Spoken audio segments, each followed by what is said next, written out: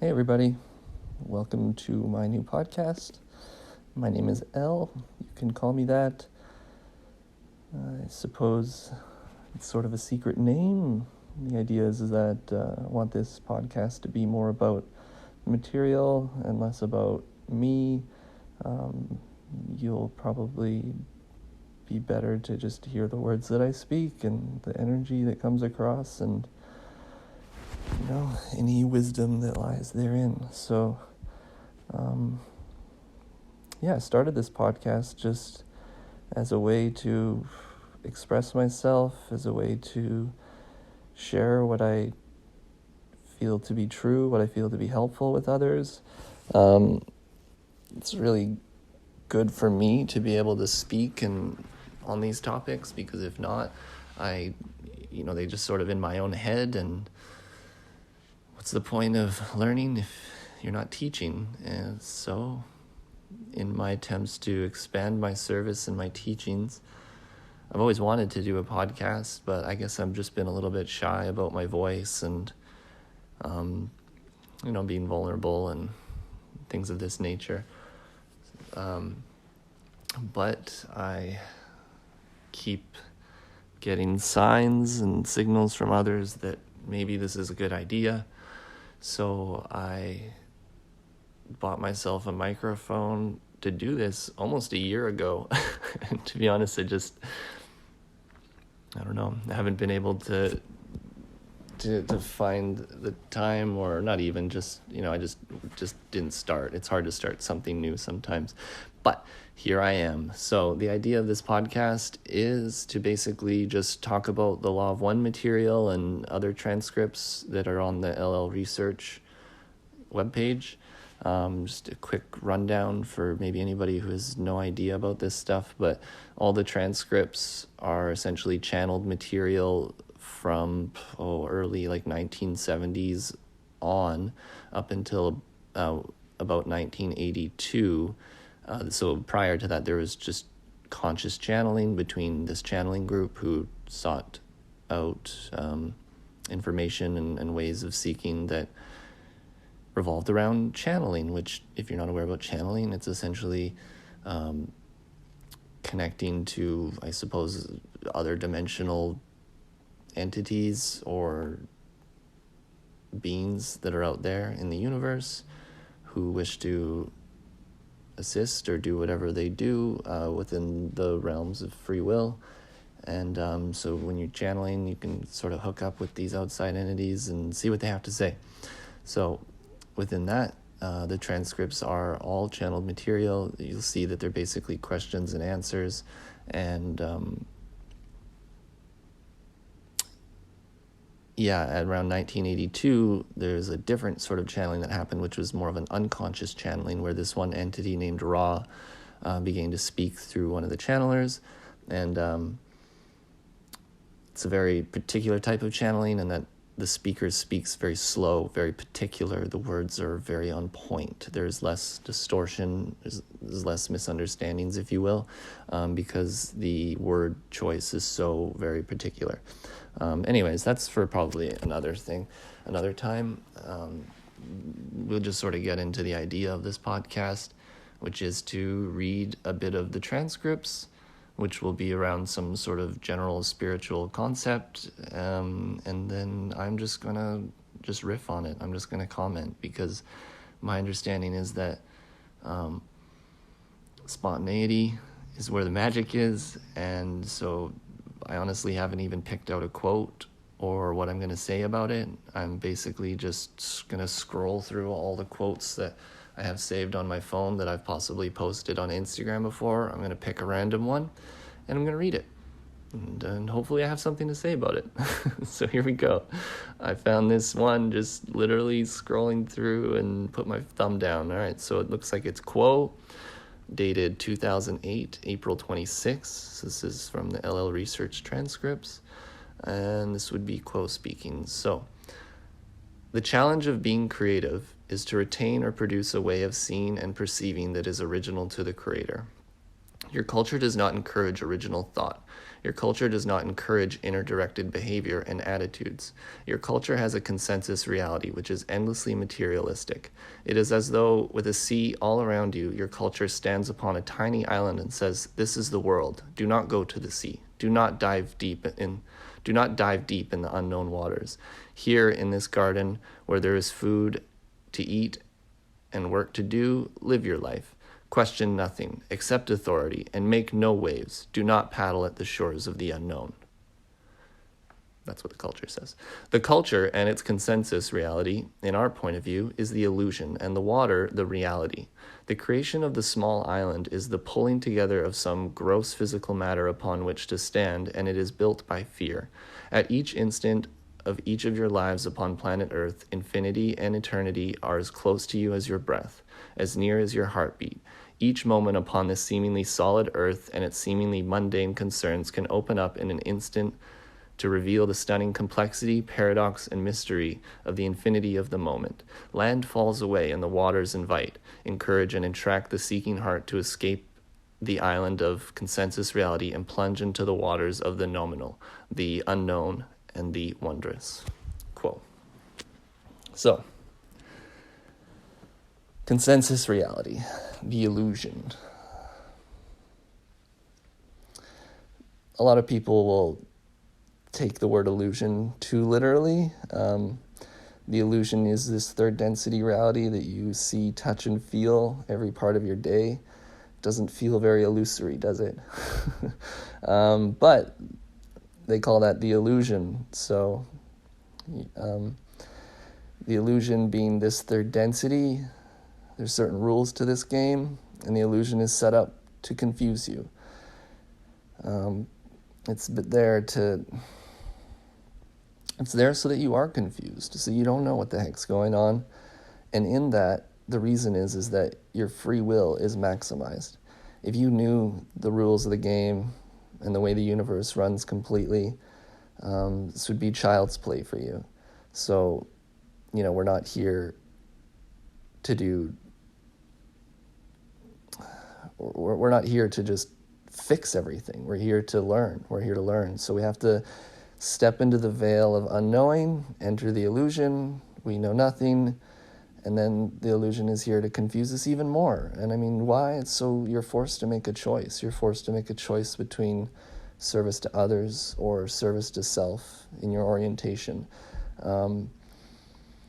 So with the consensus reality, I mean, there's some who seek and there's some who do not seek. There's, generally going to be split into three camps. There's going to be positively oriented seekers, negatively oriented seekers, and then there's going to finally be all those in the middle who don't necessarily make a choice. It's called the sinkhole of indifference.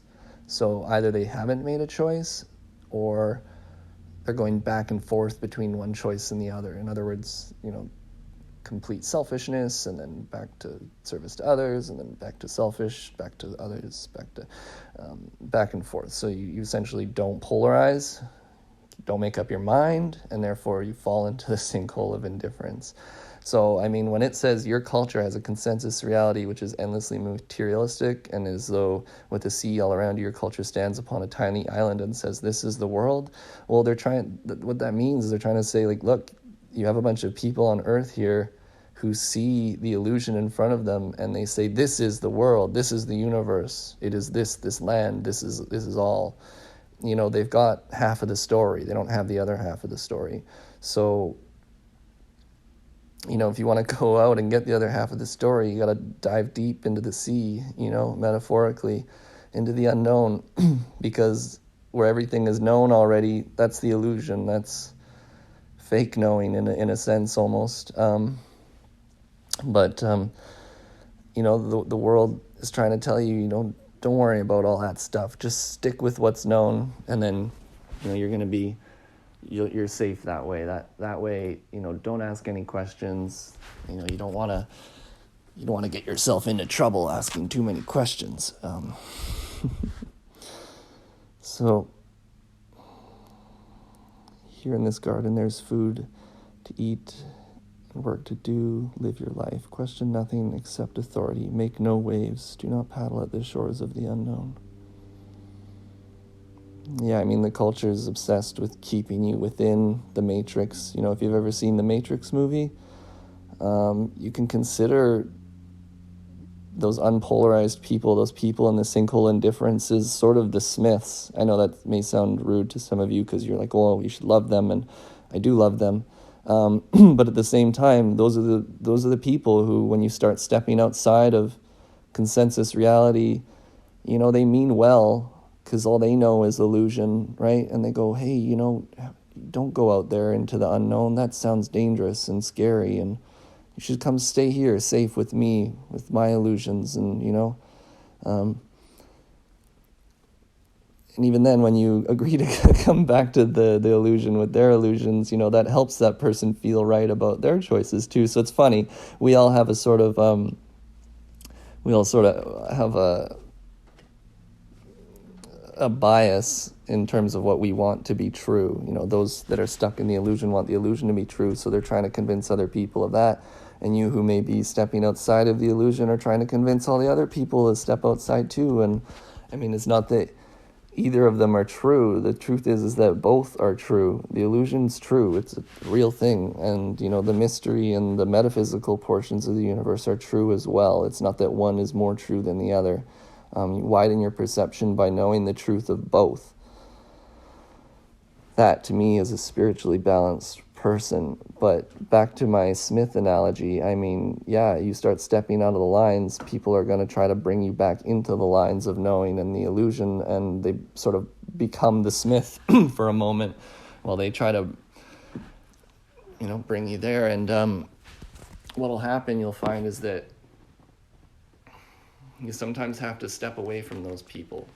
They might be right, they might have good intentions, they, you know, to help you and whatever, but sometimes there's a quote from Ra that's, I can't remember exactly how it goes, but it's basically like whether you're polarizing positively or negatively, one has to step outside of culture and the acceptance of others, even, you know, like basically one has to be alienated for a time from the culture in order to step back and realize what the culture really is. At that point, once you know and your perception is widened, you know, then you may be wise enough to step back into the culture and do things as you will, radiate, you know, your truth that you found. But it's hard because you will lose some family and friends at the beginning as you disconnect from them and trying to find, you know, your true self, the true inner truth of what's true and what's not true, and not have anybody tell you per se, right? You're going to find out on your own. So you do that through experience and seeking solitarily at first, and then eventually, you know, you come to know the truth through experience, and then you can come back to those people and to the illusion, and with a new sense of understanding that allows you to, suppose, better navigate the, you know, on the island and the waters and whatnot. So yeah, I guess that's all I have to say about that first part. Let me just reread the end of this last part. Yeah, this is a good part. At each instant of each of your lives upon planet Earth, infinity and eternity are as close to you as your breath, as near as your heartbeat. You'll find in the material that this is repeated a lot. It's part of the truth of the moment. I mean, the Creator is here and now. The Creator is not the future, the past,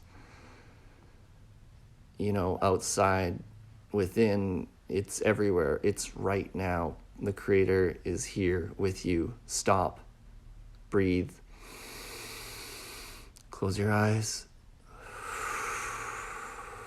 Feel it, you know? It's here. The power, the love, the truth is all here at all times. It's possibly waiting for your seeking, or maybe not even, just waiting for your realization to notice it, right?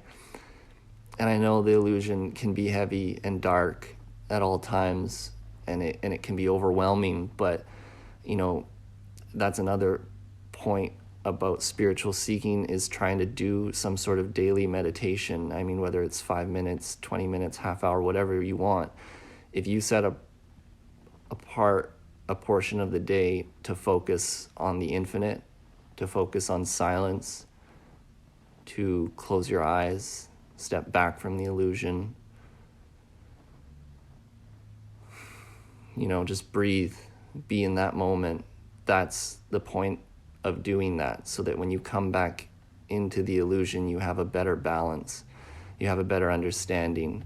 That way, when the illusion is impeding on you from every angle, it seems dark and shadowy, you can close your eyes and you can just wait for that moment. You can remember those daily meditations, those daily focus, that one seeming moment of enlightenment that you may have gleaned from closing your eyes. You can remember that. And when you remember that, you remember the power and the truth and the peace of yourself and the Creator. And you bring that peace into this world. And I mean, yeah, if I could maybe say that that's really important, that's what I would say. And don't be hard on yourself, because I right now am not doing my daily meditations. And so, how dare I tell you what to do, what I don't do myself. But I say this because I'm human, and, I'm just another person like the rest of you. Like, I'm out here trying to do my best. If I'm not meditating, I'm at least finding daily moments to focus on spirituality or, things of the infinite.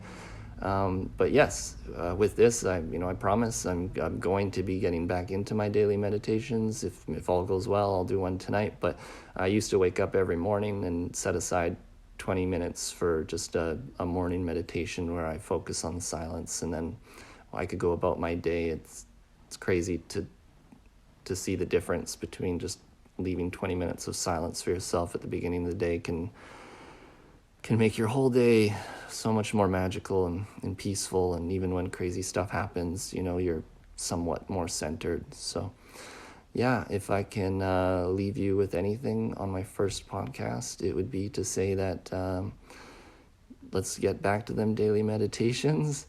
The world's crazy right now, super crazy. So you got to unplug once in a while. The idea isn't to unplug and be a complete silent spiritual weirdo, right? You kind of want to balance a little bit of both. So you do your silence and your meditation, and then you go out into the world and you deal with all of that. So we'll go into chakras and whatnot, and how to link those things to chakras, because there's like the illusion is basically concerned with your first 3 chakras, and then your top 3 chakras are more about the metaphysical, spiritual realms. But if I can give you, for all you sort of scientifically minded types, there's that portion of it. If I'm to explain it to you in a visual, it's like the illusion is concerned with your first 3 and activating and living in those 3, and then when you've had the balance finally of the upper chakras, and then you can start to create sort of magic in your life and see all the miracles and whatnot more often that exist all around you. So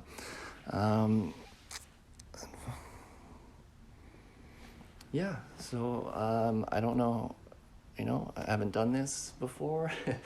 And I don't know how long these podcasts should go for, but you can consider this a test right now. I may or may not post it. I literally just hit record on my phone with my new microphone, and just sort of winging it to see how this went. My podcast will become more structured, I suppose, as time goes on. We'll start to have,